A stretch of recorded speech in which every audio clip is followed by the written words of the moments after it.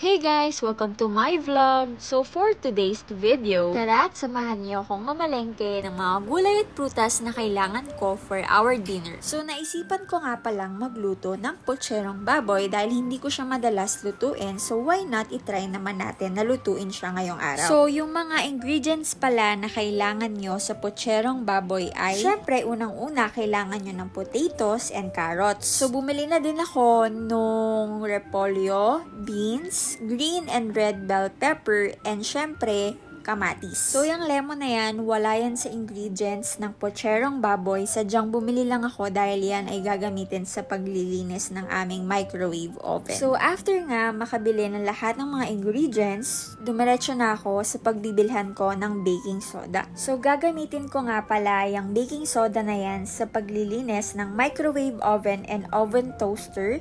Syempre, dahil marumi na, kailangan nating linisan. Bali, ang combination niyan is yung baking soda and then lemon. And then, right after, dahil nga birthday ng aking nag-iisang cute na puting pusa, bumili kami ng candle niya. Ang sarap lang sa pakiramdam na kahit mga pets ngayon ay sineselebrate na natin yung birthdays nila kasi naging part sila ng buhay natin. And lagi silang nandyan para pasayahin tayo. So, eto pala yung napili kong itsura ng candle para sa cake ng aking pusa. So, ayan, 45 pesos lang yan. And maganda to since may design and maganda yung style niya. So, mag-1-year-old na pala yung cat ko and super excited na akong gawan siya ng cake. Right after naming bumili is dumiretso na kami para mag-withdraw naman ng cash dahil cashless kami talaga. So, kailangan ko palang bumili ng prutas dahil kailangan din sa putsero yung saging na saba. So, sinabay ko na din yung pagbili ng saging na lakatan since kailangan natin sa araw-araw ng kahit isang prutas man lang. Alam nyo ba, share ko lang, sobrang mahal na pala talaga ng bilihin ngayon, no?